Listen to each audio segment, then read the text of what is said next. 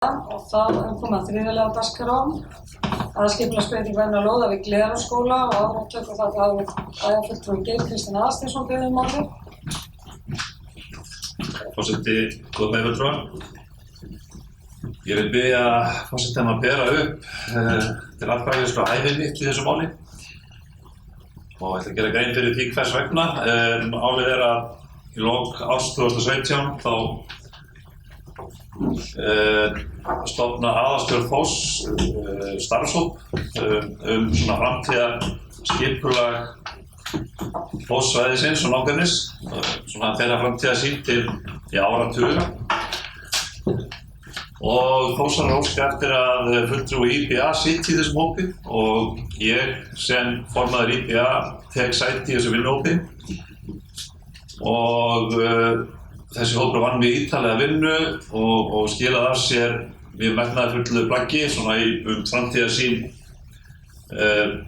félagsins til aðalstjórnar og svona einn af stóru punktunum í þessum tillögum var staðsetning á íþróttahúsi svona til lengri tíma litið og það vill þannig til að þetta íþróttahús var hugsað á nákvæmlega sama stað og þessi leikskóli sem maður ræða eftir og aðalstjórn Þórs hefur alla tíð gert athugasemdir við þessa tillögu sem hér í fjöldarar. Þannig að ég tel mig vera komin svona nokkurn veginn beggja vegna borðsins í þessu máli og ég hef ráðfært mig við bæjarlögmann málið og hún telur að ég sé vanaföll að fjalla málið. Þannig að ég vil biðja forseta að bera upp undir fundinn hæfi mitt í þessum lið 3 og 4 sem að báðir fjalla þennan Glerárskólarétt. Takk. Það er fulltrúi Geir Kristinn Aðalsteinsson í loki máli sinna orðið lýst. Hvað sé hljóðust, þá ber ég upp með vísan til 7. málsgreinar 20 greinar sveitarstjórnarlaga númer 138/2011 ber ég upp meint vanhæfi Geirs Kristins Aðalssonar í Aðalsteinssonar í þessum 2 liðum til þess að geta samþykkt það, tímamerki. Það eru 10-11. Takk fyrir það.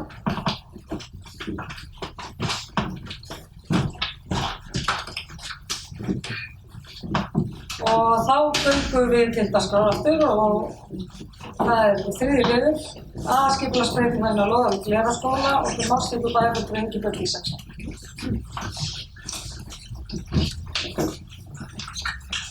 Forseti, ágætu bæjarfulltrúar. Er að ræða breytingu á aðalskipulagi Akureyrar 2018 til 2030 sem felur í sér stækkun skólalóðar Glerárskóla mert S27 vegna byggingar á nýjum leikskóla sem var auglýst frá 14. ágúst með athugasemdafresti til 25. september samhliða deiliskipulagi svæðisins auk breytinga á deiliskipulagi Hlíðahverfis og Glerárgeirs.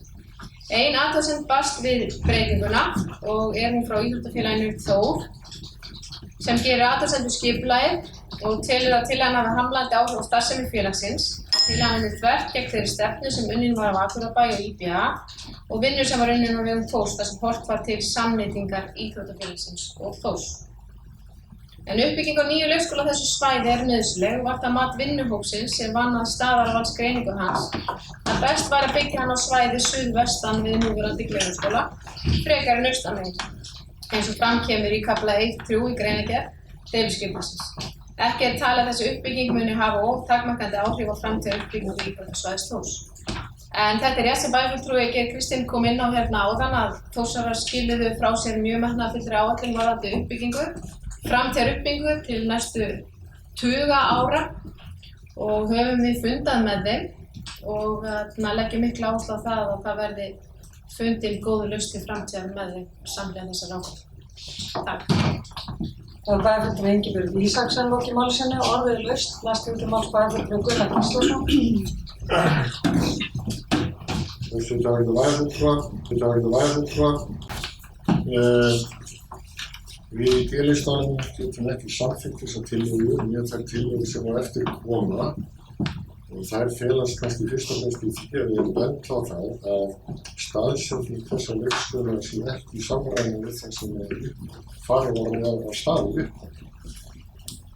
Ég hef aldrei fengið í raun og veru sko samanburð á kostnaðinn til dæmis við leikskólabyggingu þannig að það sem upphaflega var talað í suðurenda A-ánum þar sem hefði þetta byggja að tveggja hæfa hús sem dæmi, tengt skólanum og þess að þurfa að rjúfa þá tengingu eða þá austan við Glerárskóla þá með samskonar tengingu sem hefði ekki þurft að rjúfa með einhvers konar gangbraut eða gangstíf eins og þannig að gera ráð fyrir.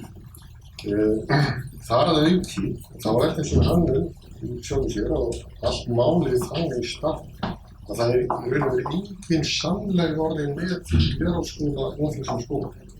Við erum ekki reynd fyrir því að þetta er niðurstaða í þessum hópi. Þetta er bara ekki samræmi við þær hugmyndir sem ég og við gerðum okkur þessar framkvæmdir sem í tíma okkur finnst í raun og veru bara kasta og glæð ákveðnum tækifærum. Og það er samt sem áður náttúrulega bara nauðsynlegt að það rísi leikskólabygging fyrr en seinna og það er raun og veru alveg bara hörmulegt að þetta mál skuli vera komið þetta langt með þessum hætti eins og það er. Og við bara hörmum það þegar þessi byggingu dreifist á langinn fyrir bókum sem við leggjum fram. Við leggjum svona fram eftir bókanni við næstu 4 liði eða það sem þennan var næstu 30 þegar hanga allir saman á okkar tíma. Við getum ekki samþykkt þessa tillögu þar sem staðsetning leikskólabyggingarinnar er ekki í samræmi við hugmyndir okkar og það er hugmyndir sem komið fyrst fram. Þá er hönnunin ekki í samræmi við það sem farið var að stafnið í upphafi sem lögðar áherslu á samlegð með Glerárskóla. Við leggjum samt áherslu á nauðsyn þess að ný leikskólabygging rísi sem fyrst og hörmum það hvað þessi bygging og það sem henni fylgir hefur dreifist á langinn. Því að upphaflega var gert ráð fyrir að þessi bygging í tímum mannrétt semt á árunum 2018 og byrjun árs 2019. Nú byrjum árið 2019 að renna sitt skeið og ekki búið að klára henni. Þetta leggjum við hér fram og þetta er alltaf okkar til næstu takk. Það var þetta Gunnar Gíslason lokið málsinn og orðið að laust. Fleira ekki hvað því hljóðs sem geta samþykkt tillögur skipulagsráðs félmerki. Það eru 8 þeir sem eru á móti. 7. Já, 7. Það sem ég taldi hérna þess að það hefur mikið af 7. Enginn á móti og 3 sitja hjá.